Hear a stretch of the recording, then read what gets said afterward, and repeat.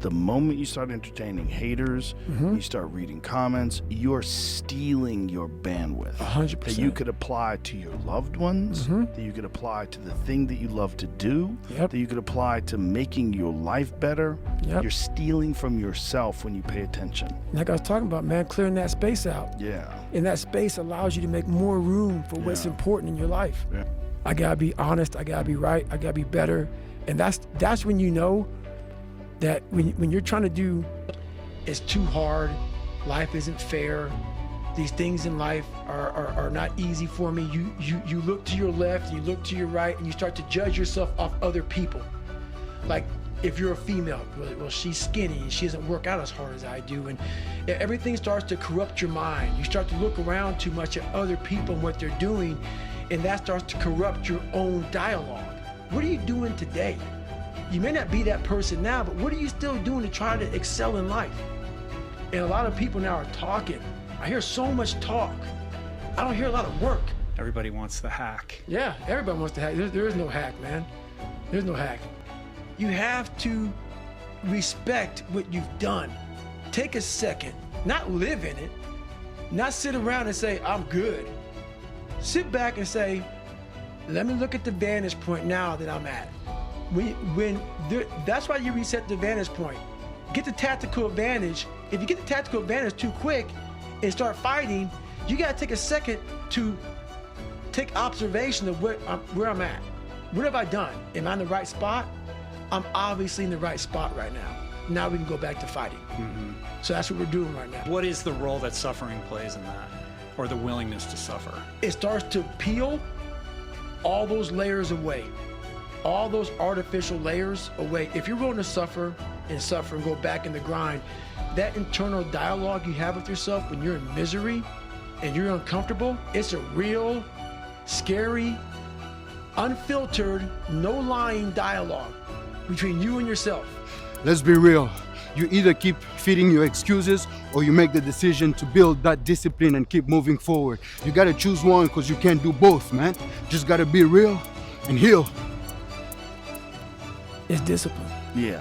Discipline is the only thing that changes your DNA, man. This is the only, the lack of anxiety that comes after you work out every day is so worth the workout.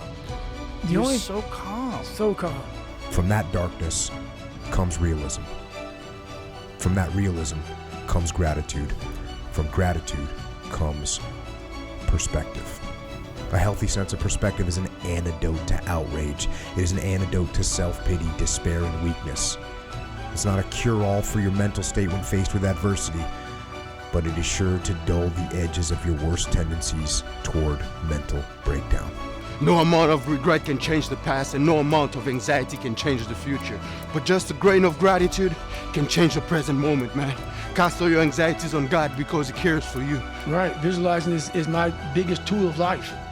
That's why I've been able to put myself in cold water, put myself in a 100-mile race millions of times before I've done it. And I'm able to go through the race and see how I'm going to feel at mile 50. Almost to the exact feeling. Right, so when it comes up, it's no surprise. It's no surprise. I've already done this a million times. And that's the one thing I practice and practice and practice and practice overnight. But also, the most important thing is I practice that feeling of accomplishment that I'm going to have when it's all said and done with. Let me remind you that success requires no apologies, and that every failure brings with it the seed of an equivalent success. So put your hope on the fact that the joy of the Lord is your strength, and be your best, man. Instead of taking life and making it out to be this grandiose thing, start breaking it down. Start breaking it down. And most of us, we live in a box. And we don't want to go outside that box at all, ever. Outside that box is all these possibilities of life. But what we do is we shackle our mind. We are a prisoner in our own mind that this is all I can do. This is all I'm good at. The heaviest things in life aren't iron and gold, but unmade decisions. The reason you are stressed is that you have decisions to make and you're not making them. Change is impossible until you properly value conflict. So I just want you to understand something. In the spirit of God, we don't talk about change no more if you're not willing to deal with conflict in the way that God will have us to deal with conflict. I'm not telling you don't dream no more, don't have these dreams, hopes and goals. I'm not telling you that. But I'm telling you, if you're not gonna deal with conflict, then you just need to go ahead and just have a low self-esteem. The praises of this world will fade away, man. But the love of God endures forever.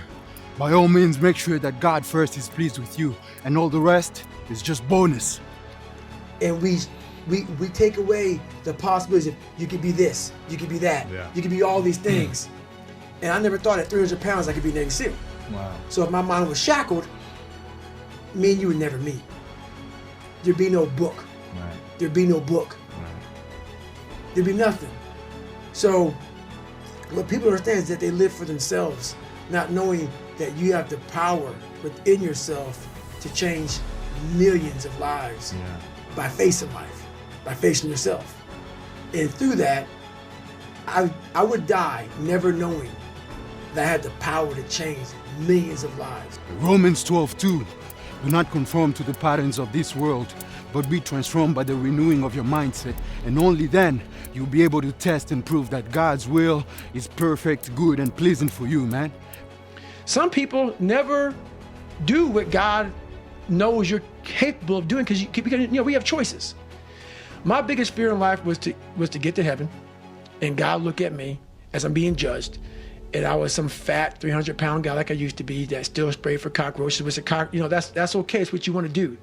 I didn't want to do that, and I made $1,000, a month.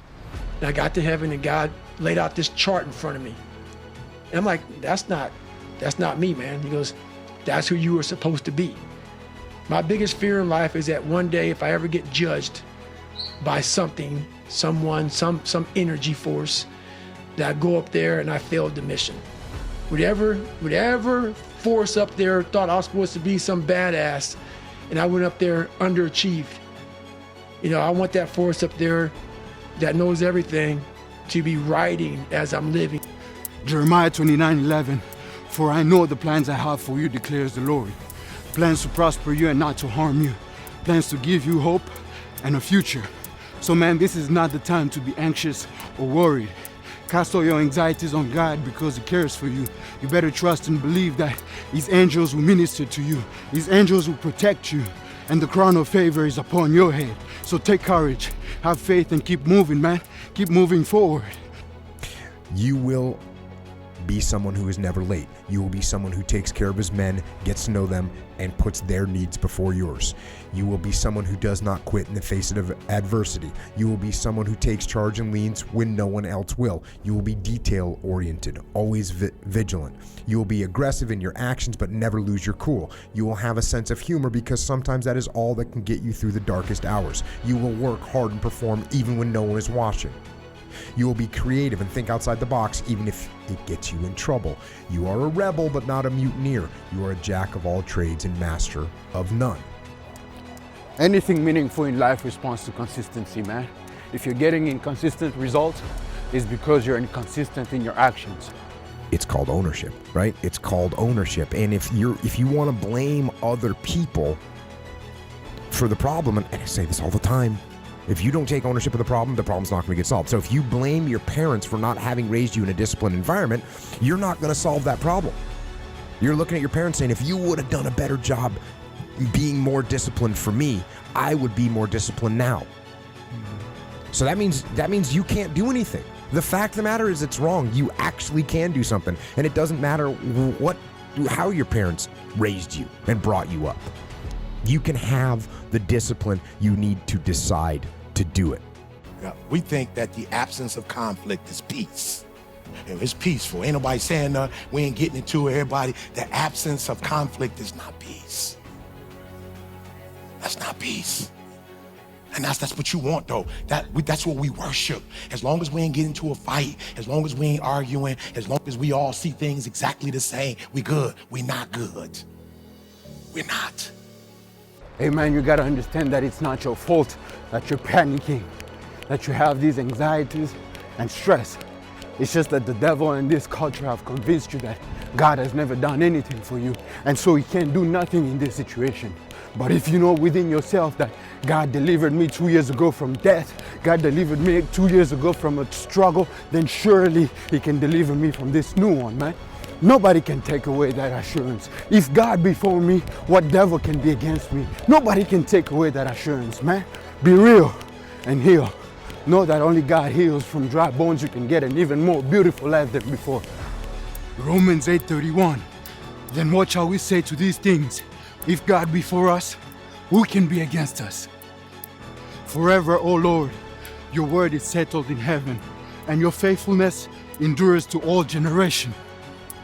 Don't make other people's opinion of you your business. You just focus on being a little better than you were yesterday, pushing more boundaries, more limits, challenging yourself a little more than you did yesterday, man. As long as your values align with the fear of God, you just stay true to yourself. Be real and heal.